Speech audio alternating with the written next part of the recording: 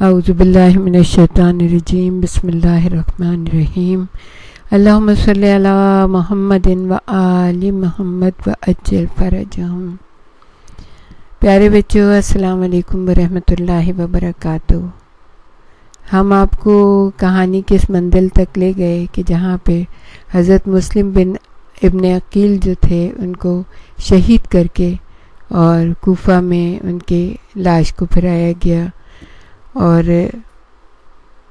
پھر اس کے بعد جو ہے جب حضرت مسلم ابن عقیل کے بچوں نے سنا کہ ان کے باپ شہید کر دیے گئے اور ان کی لاش کی بے حرمتی کی گئی تو دونوں غم اور خوف سے بے چین ہو کر ایک دوسرے سے چمٹ گئے۔ اب کیا کریں؟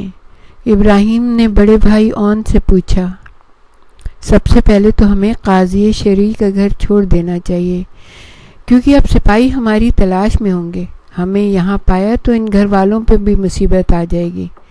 مہمان نوازی کی ہمیں یہ سزا نہیں دینی چاہیے۔ دونوں قاضی کے پاس گئے، وہ بھی خوف سے تھر تھر کانپ رہے تھے۔ اتنی ہمت تو نہیں تھی کہ معصوم بچوں کو گھر سے نکال دیں، دوسری صورت میں جانتے تھے کیا انجام ہوگا۔ بچے جو ان کے پاس پہنچے تو شرم سے انہوں نے اپنی گردن جھکا لی، بہت ہی بوڑھے تھے۔ بچوں نے کہا، آپ بالکل پریشان نہ ہو، ہم یہاں سے چلے جائیں گے، آپ پر کوئی آنچ بھی نہ آئے گی۔ اون نے کہا، میں بہت شرمندہ ہوں بچوں، اپنی طرف سے انہیں اپنے معصوم بچوں کی جان کا خوف ہے، تمہیں بھی نہیں بچا سکوں گا۔ یہ درندے نہ جانے تم لوگوں کی کیا درگت بنائیں گے۔ تم تیار ہو جاؤ، میں تمہیں اپنے بیٹے کے ساتھ چپکے سے نکلوا دوں گا، وہ تمہیں حفاظت سے لے جائے گا۔ سنا ہے کئی قافلے مدینے جا رہے ہیں، وہ تمہیں مدینہ تمہارے چچا کے پاس پہنچا دیں گے۔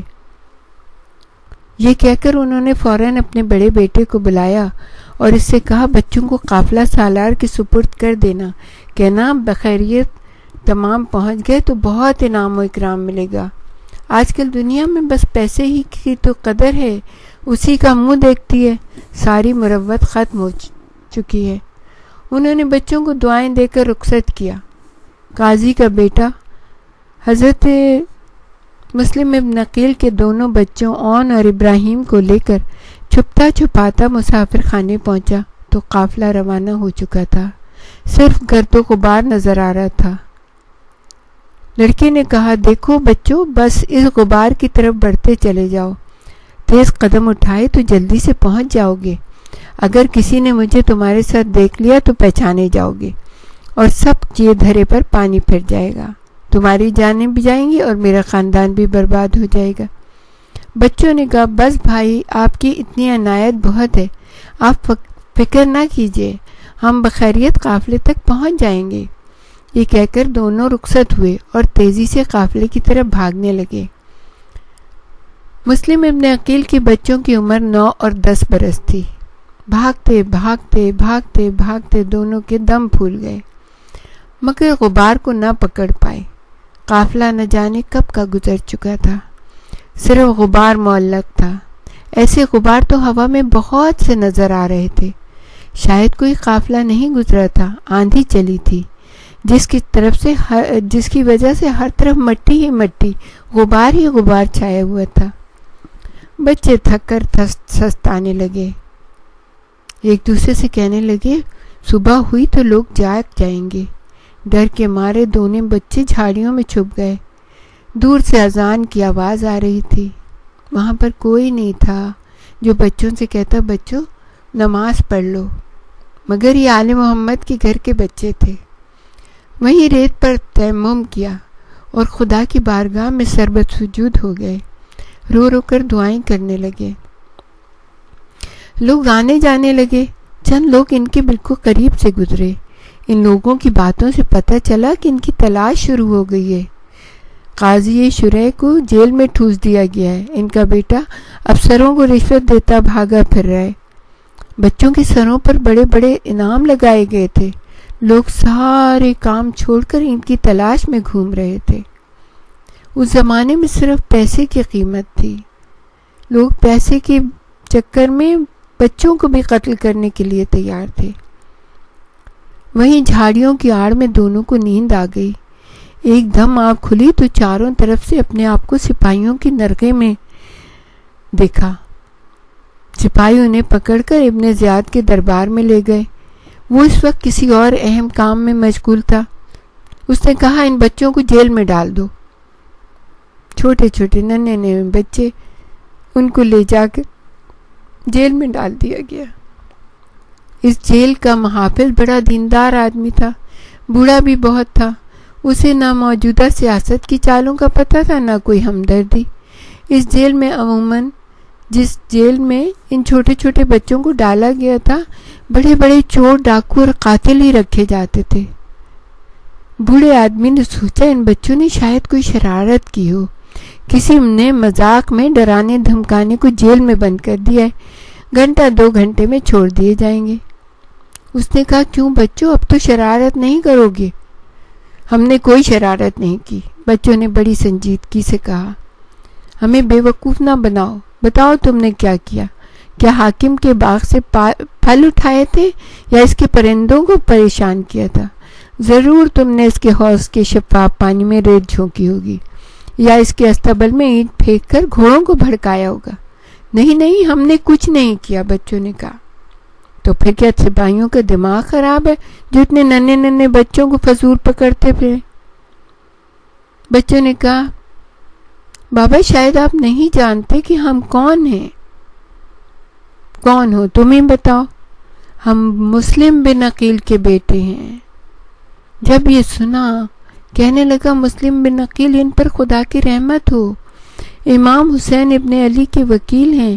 میں یہاں جیل میں خود ایک قیدی بن کر رہ گیا ہوں، کچھ خبر نہیں دنیا میں کیا ہو رہا ہے۔ اچھا یہ تو بتاؤ امام کب تشریف لا رہے ہیں؟ ان کے قدم بوسی کے لیے تو میں ضرور جاؤں گا۔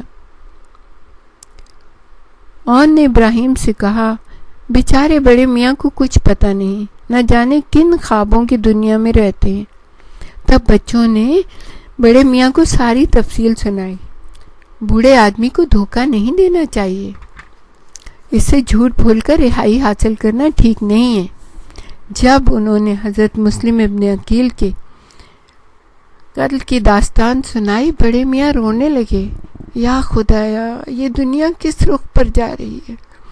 ابھی پیغمبر اسلام کی رحلت کو 50 برس ہوئے ہیں کہ لوگ ان کی تعلیم کو مسخ کرنے لگے۔ بچوں نے کہا ہماری وجہ سے تم پر بڑی آفت نازل ہو جائے گی۔ بڑے میاں کہنے لگے اب اس سے بڑی آفت کیا ہوگی؟ میری آنکھوں کے سامنے قیامت برپا ہے۔ بچوں، نہ میرا کوئی آگے ہے نہ پیچھے، بس جیل خانے کے دروازے پر بیٹھا موت کا انتظار کر رہا ہوں۔ موت آ گئی تو رہائی پا جاؤں گا۔ تم چلے جاؤ اور خدا کرے تم آرام سے امام کے حضور میں پہنچ جاؤ۔ ان سے میرا سلام ضرور کہنا اور کہنا کہ مرنے سے پہلے ان کی دیدار کی آرزو ہے، بس خدا قبول کر لے۔ اب بچے جیل سے چھٹ کے ادھر ادھر بھٹکنے لگے۔ موقع مل جاتا تو 2 گھونٹ پانی حلق سے اتار لیتے، کہیں کچی پکی کھجوریں مل جاتی تو کھا لیتے۔ جیل خانے جاتے وقت کسی نے پیروں سے جوتے بھی چھین لیے تھے۔ مسلم بن عقیل کے 2 ننھے پھول گرم ریت اور پتھروں پر چلتے پھرتے پیروں میں آبلے پڑ گئے، زخم ہو گئے تھے۔ خاردار جھاڑیوں میں پناہ لینے سے کپڑے بھی تار تار ہو گئے تھے۔ بھائی مجھے بھوک لگ رہی ہے، اون نے بڑے بھائی سے کہا۔ ٹھہرو بھیا، ابھی کھجور کا پیڑ ملے گا تو جی بھر کے کھا لینا۔ نہیں بھائی، کھجوریں پکی نہیں ہیں، بہت بدمزہ ہیں، تھوڑے دنوں میں پک کر مزیدار ہو جائیں گی۔ بھائی، ہاں بھائی، اماں یاد آ رہی۔ بڑا بھائی گلے میں اٹ کے آنسو پی کر بات ڈال گیا۔ 1 سال کا تو فرق تھا دونوں بھائیوں میں۔ ابا بھی یاد آ رہی ہیں۔ بڑے نے منہ پر ہاتھ رکھ لیا اور کچھ نہ بولا۔ کیا ہم سے خفا ہو بھائی؟ نہیں تو پھر بولتے کیوں نہیں؟ ابراہیم نے آنسو چھپا لیے مگر ناکام ہو گئے۔ دونوں لپٹ کر رونے لگے۔ چھوٹے کی چیخیں نکل گئیں تو بڑے نے منہ پر ہاتھ رکھ دیا۔ پھر دونوں اچھے اچھے کھانوں کا ذکر کرنے لگے۔ اماں جو خورما اور دودھ کھلاتی تھی وہ بہت اچھا ہوتا تھا۔ بادام بھی تو بہت لذیذ ہوتے ہیں، سفید روٹی اور پنیر بھی اچھا ہوتا ہے شہد کے ساتھ۔ چلو سے پانی پیے جاؤ، پیاس ہی نہیں بجھتی۔ اماں پانی پلاتی تھی کٹورے میں، کتنا میٹھا ہوتا۔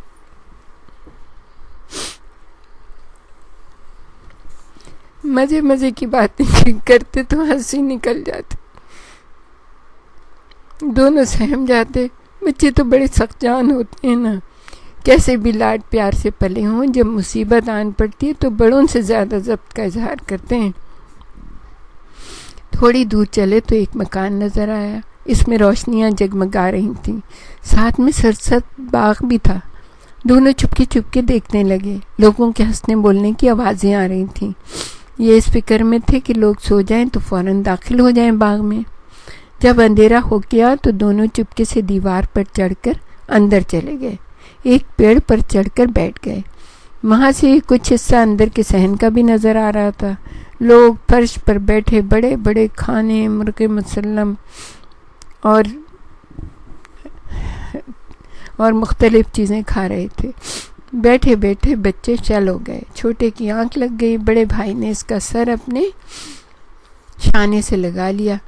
اس کی اپنی آنکھیں بھی بند ہو رہی تھیں، مگر چھوٹا بھائی گر نہ جائے اس خیال سے آنکھیں مل مل کر کھول رہے تھے۔ اتنی دیر میں اچانک ابراہیم نے چونک کر رونا شروع کر دیا۔ اون نے بہت اپنے دامن سے اس کا منہ بند کیا، مگر آواز نکل ہی گئی۔ ایک عورت کچھ پھل لیے جا رہی تھی، ٹھٹک کر سننے لگی، کسی کی سسکیوں کی آواز آ رہی تھی۔ پھلوں کا تشت اندر پہنچا کر لوٹی تو دبے پاؤں باغ میں سسکیاں لینے والے کو تلاش کرنے لگی۔ اچانک اس کی نظر جو پیڑ پر گئی تو حیرت زدہ رہ گئی۔ نیچے آ کر آہستہ سے بولی، کون ہو تم بچوں؟ دونوں خاموش آنکھیں پھاڑے اسے تکنے لگے۔ بولی، ڈرو نہیں، نیچے اتر آؤ، پیڑ سے گر پڑے تو ہاتھ پاؤں ٹوٹ جائیں گے۔ دونوں نیچے اتر آئے تو ان کی درگت دیکھ کر اس عورت کا دل دکھ گیا۔ انہیں دبے پاؤں اپنے حجرے میں لے گئی، اپنے گھر میں لے گئی۔ تم لوگ یہاں چپ چاپ بیٹھو، میں کام ختم کر کے ابھی آتی ہوں۔ وہ باہر سے دروازے میں کنڈی چڑھا کر چلی گئی۔ تھوڑی دیر بعد وہ نیک عورت بہت سا کھانے کا سامان لے کر آ گئی۔ لو بچوں، جی بھر کے کھاؤ۔ وہ انہیں اپنے ہاتھ سے کھانا کھلانے لگی۔ سوچنے لگی، کس کے بچے، کیسے لاپرواہ اور بے رحم ماں باپ ہیں، ایسے پیارے بچوں کی یہ درگت بنا رکھی ہے۔ مگر کپڑے تو تازہ پھٹے ہوئے معلوم ہوتے ہیں، پیر بھی زمین پر چلنے کی عادت نہیں، زخم پڑ گئے۔ بچے کھا بھی رہے تھے اور سوچ بھی رہے تھے، کتنی نیک بیوی ہے، اگر یہ حاکم کو اطلاع دے کر ہمیں گرفتار بھی کروا دے تو ہمیں غم نہیں ہوگا۔ اور وہ عورت دل ہی دل میں سوچ رہی تھی، اے اللہ، یہ کیسی ناانصافی، دنیا والے کیسے ہو گئے، بچوں کی قدر ماں باپ نہیں کرتے۔ میں بچوں کے لیے ترستی ہوں اور میری گود سونی ہے۔ اس نے طے کیا کہ اللہ نے اسے یہ بچے دیے، بس اب انہیں پال پوس کر اپنی ممتا کو سیراب کرے گی۔ اس نے بچوں کے پیر دھلائے، مرہم لگایا، بالوں میں کنگھی کی اور دونوں کو بستر پر سلا کر باہر سے کنڈی لگا دی تاکہ کوئی ان کو دیکھے نہیں۔ رات کو اس عورت کا شوہر آ گیا، بڑا گھبرایا ہوا تھا۔ کیا بات ہے؟ عورت نے پوچھا۔ جیل خانے سے 2 بچے بھاگ نکلے ہیں، سپاہی تلاش کرتے پھر رہے ہیں، بہت بڑا انعام مقرر ہوا ہے، جو ان بچوں کو لائے گا اس کی قسمت کا ستارہ جگمگا اٹھے گا۔ میں بھی تلاش کر رہا تھا، تھک کر چور ہو گیا، نہ جانے کہاں غائب ہو گئے، زمین کھا گئی یا آسمان نکل گیا۔ آسمان نگل گیا ہے۔